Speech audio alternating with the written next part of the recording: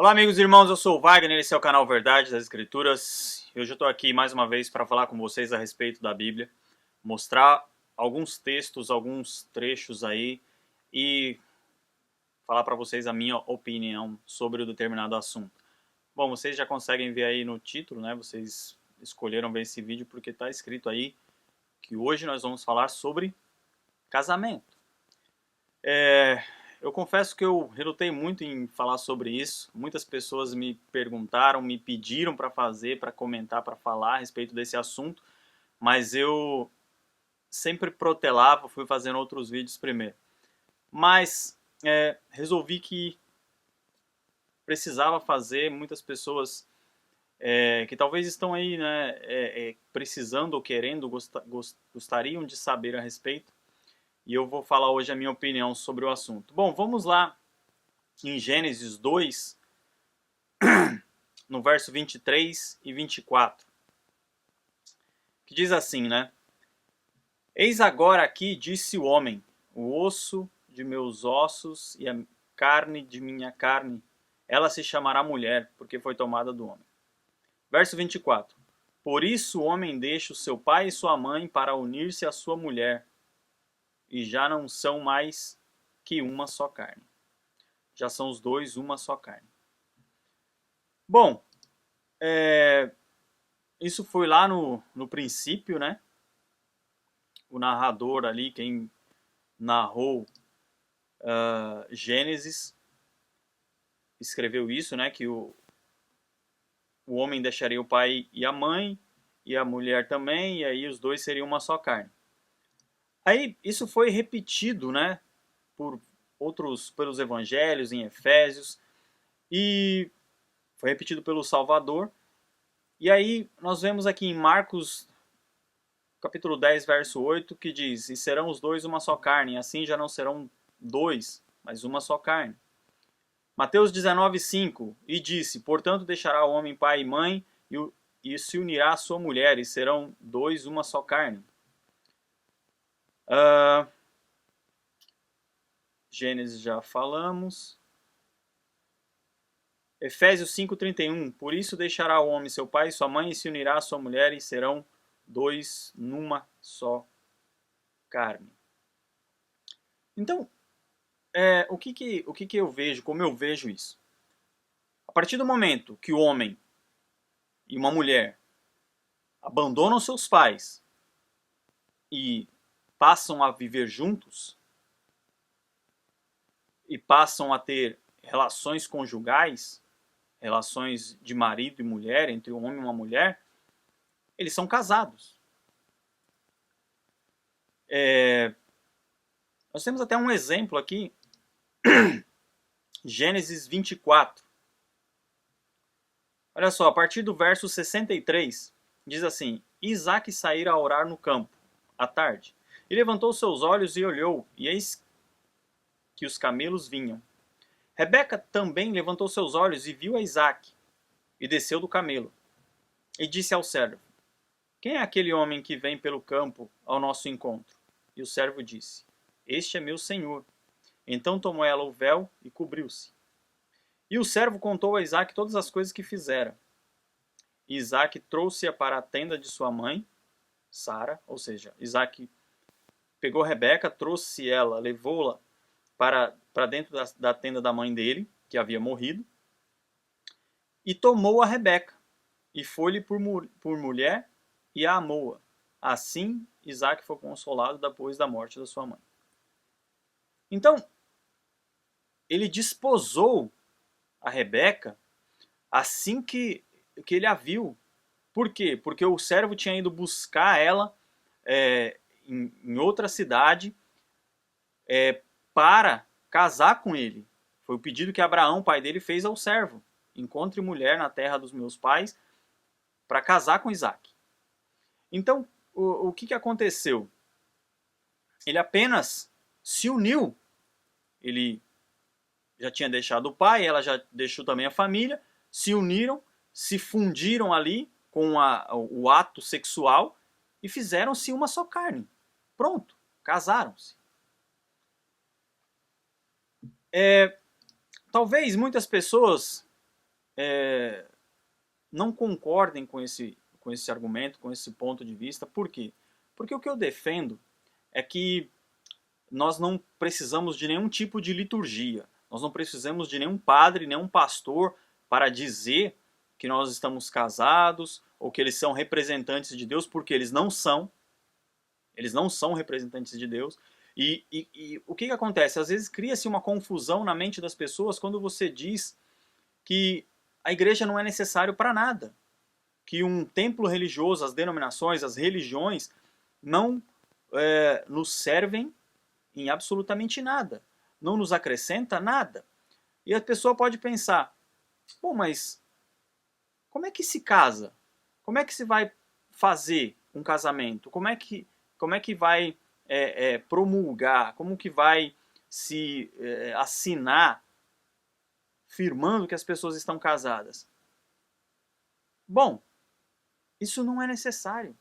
A liturgia religiosa, para se dizer que as pessoas estão casadas, ela nunca existiu antes da Igreja Católica afirmar que isso era necessário. É completamente desnecessário, porque o que importa é a decisão entre o homem e a mulher. Ah, mas as pessoas hoje, a lei, você precisa ter um documento. Não há mal nenhum em que as pessoas façam um documento onde devem fazer, que é um cartório. Isso não existe nenhum empecilho, nada contra isso. Porém, uma cerimônia religiosa, ela está envolvida aí de paganismo, de cerimônias, de atitudes que todas advêm do paganismo. Primeiro, essa ideia de que a aliança tem que ficar no dedo esquerdo vem do hinduísmo, porque eles dizem que existe uma veia que vai até o dedo esquerdo, onde você coloca a aliança, que liga-se diretamente ao coração. O que tem isso a ver com as pessoas se casarem? E tantas outras atitudes que provêm de puro paganismo. A própria ideia de se fazer essa liturgia não tem nada, não tem ensinamento nenhum nas Escrituras a respeito disso. Ah, mas aí você pode dizer, não, mas Jesus foi a um casamento. Ok, vamos ler a passagem. Perdão. João capítulo 2, a partir do verso 1. 3 dias depois celebravam-se bodas em Caná da Galileia, e achava-se ali a mãe de Jesus. Também foram convidados Jesus e os seus discípulos. E aí, logo já no verso 3 já começa a falar do vinho, né, que faltou vinho e tal, e não tem mais nada aqui que mostre nenhum tipo de liturgia religiosa. Nada. Então, as pessoas comemorarem as suas bodas, a fazer uma festa a partir do momento que elas vão se unir e vão morar juntas, não existe problema nenhum nisso, ao meu modo de ver. Até hoje eu não conheço. Não existe problema nenhum. O problema todo está em se fazer uma liturgia religiosa pagã. Esse tipo de casamento que nós conhecemos, nós ocidentais, isso é uma religião, uma liturgia, uma cerimônia totalmente, completamente paganizada. E desnecessária. Porque como fez Isaac, que apenas tomou a mulher, e a partir daquele momento eles se tornaram uma só carne, como Adão e Eva, como está escrito em Gênesis, a partir do momento que eles deixam pai e mãe, eles estão casados. Olha só, vamos ver aqui um relato aqui de Paulo na primeira carta aos Coríntios, no capítulo 6. Olha só, a partir do verso 15. Olha para você ver como o ato conjugal é que liga o homem à mulher. Ok? Olha só. 1 Coríntios 6, verso 15. Vocês não sabem que os seus corpos são membros de Cristo? Tomarei eu os membros de Cristo e os unirei a uma prostituta? Olha a pergunta. Aí ele responde, de modo nenhum. Vocês não sabem que aquele que se une a uma prostituta é um corpo com ela? Então do que ele está falando? Um homem que tem um relacionamento sexual com uma prostituta é um corpo com ela. Então ele está falando, alguém se une a uma prostituta através de cerimônia religiosa? É assim que as prostitutas procedem? Ou procediam na época aí de Paulo, do que ele está falando? O que ele está falando aí claramente é, quando um homem se prostitui, quando ele pratica esse tipo de imoralidade, de fornicação, ele está fazendo com que o corpo dele seja um só com o corpo dessa mulher. Então é o que ele está dizendo. Vocês não sabem que aquele que se une a uma prostituta é um corpo com ela? Pois, como está escrito, os dois serão uma só carne. Ah, mas isso não é casamento, isso é fornicação. Vamos ver mais além. Olha só. Verso 17. Mas aquele que se une ao Senhor é um espírito com ele. Verso 18. Portanto, fujam da imoralidade sexual.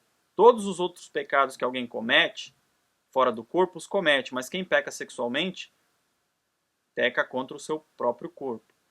Aqui no verso 18 tem algumas passagens que dizem fujam da fornicação ou algo assim. Então, olha só, o que eu quis dizer, o que eu quero dizer é o seguinte, que o ato sexual é que torna as pessoas, o marido, o homem e a mulher, uma só carne. E é o que Paulo está falando aqui, que é o ato sexual. O homem que se deita com uma prostituta, ele está fazendo uma só carne. Ele está dando esse exemplo para mostrar que nós não devemos fazer isso porque o nosso corpo é membro do corpo do Salvador. Ok? Mas, ele está falando, quando você faz isso, você está transformando o seu corpo numa só carne com uma prostituta. Aí tem mais alguma coisa aqui, olha só. Aí 1 Coríntios 7, no capítulo seguinte. Alguém poderia dizer assim, mas essa união com a prostituta é apenas fornicação. E realmente é. Mas o que vem a ser na prática a fornicação? É o ato de você não ter a sua própria mulher, né? Porque se você tem a sua própria mulher e você mantém relação sexual com uma outra mulher, isso se chama traição, adultério. E da mesma forma, a mulher para com o homem. Se ela tem o próprio marido e tem um tipo de relacionamento sexual com outro homem, isso é adultério. Mas para a pessoa que não tem relacionamento fixo com ninguém, não tem um marido ou não tem uma esposa, e se deita com uma outra pessoa, uma pessoa do sexo oposto, isso é a prostituição, a fornicação. Mas, olha só o que Paulo fala aqui. Ora, quanto às coisas que me escrevestes, bom seria que o homem não tocasse em mulher. Mas, por causa da fornicação, ou seja, olha só a razão que Paulo dá. Por causa da fornicação, para que vocês não fiquem aí saindo com um homem diferente a cada dia, com uma mulher diferente a cada dia, cada um tenha a sua própria mulher e cada uma tem o seu próprio marido. Verso 3, o marido pague à mulher a devida benevolência, e da mesma sorte a mulher ao marido. Ou seja, o homem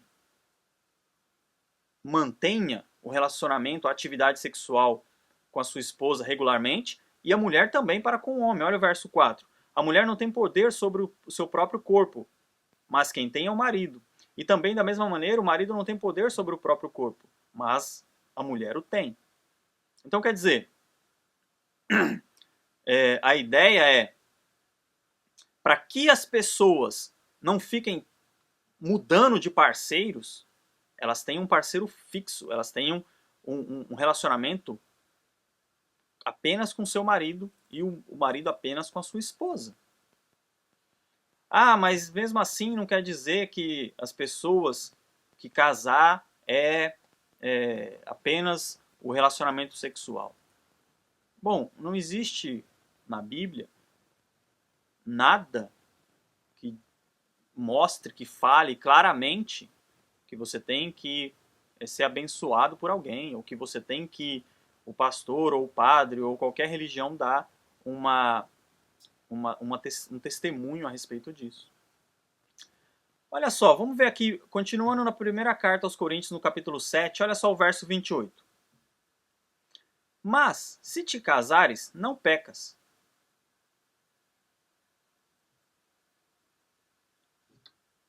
Veja bem, se casar é isso que nós conhecemos, por que Paulo diria se casar não peca? Olha, vamos continuar aqui no verso 28. E, se a virgem se casar, não peca. Ué, mas a ideia que nós temos é que realmente a mulher tem que ser virgem para se casar. Não é isso? Então não seria muito estúpido da parte de Paulo dizer, ó, a virgem se casar não peca? Todavia os tais terão tribulações na carne, e eu queria te poupar vocês. Ou seja, então às vezes ele está falando assim, ó, é melhor que não case, né? Melhor que vocês fiquem como estão. Mas se você quiser casar, não peca. E a virgem se casar também não peca. Por que que ele disse isso? Justamente, gente, porque casar é relacionar-se sexualmente. Veja bem, a virgem se casar não peca. Ou seja, se ela, respeitando os versos anteriores, onde ele diz, mas por causa da fornicação, cada um tem a sua própria mulher e cada mulher tem o seu próprio marido. Ou seja, se a mulher é virgem, mas ela não vai ficar fornicando, ou seja, tendo um parceiro diferente a cada momento, não existe problema que ela se relacione sexualmente com aquele homem com a qual ela vai casar. Ainda que seja antes de que os dois vão morar juntos. Porque casar, quando eu digo aqui casar, é ir morar na mesma casa. Eles se tornam uma só carne mesmo antes de morar na mesma casa. A partir do momento que eles se decidem, estão firmes naquele propósito de que vão se unir, se eles tiverem um relacionamento sexual, eles não estão em pecado. Eles não pecam. Não foi assim com Isaac e Rebeca? A mulher acabou de chegar, ela já tinha ido morar com ele, mas pegou, se deitou com ela e acabou. Não foi assim? Então, entenda isso. O relacionamento sexual é o que torna as pessoas uma só carne, marido e mulher. Então nós não devemos nos envolver sexualmente com várias pessoas, termos um parceiro fixo, termos a nossa própria casa, termos nosso próprio esposa, ou a mulher o próprio esposo, e assim serão os dois uma só carne. É o que está escrito. Gente, eu sei que isso vai dar muita polêmica. Eu vou fazer apenas esse vídeo, mas eu peço, por favor, comentem, porque se eu deixei aqui alguma coisa que eu não expliquei, que alguém tenha dúvida, eu vou falar. Eu não estou falando de divórcio, eu vou falar de divórcio em um outro vídeo, mas o que eu quero que vocês deixem a dúvida aqui é a respeito de casamento.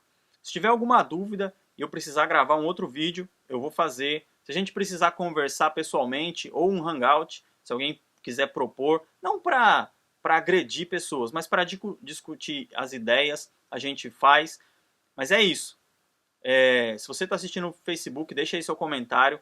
No YouTube, poste aí seu comentário, sua dúvida, sua pergunta, o seu pensamento, o seu parecer, a sua opinião, e a gente volta a falar disso mais adiante, ok? Se você gostou do vídeo, clique em gostei, compartilhe, se inscreva no canal, se inscreva no Facebook. Muito obrigado por ter acompanhado o vídeo até o final. Um grande abraço e até o próximo vídeo. Tchau, tchau.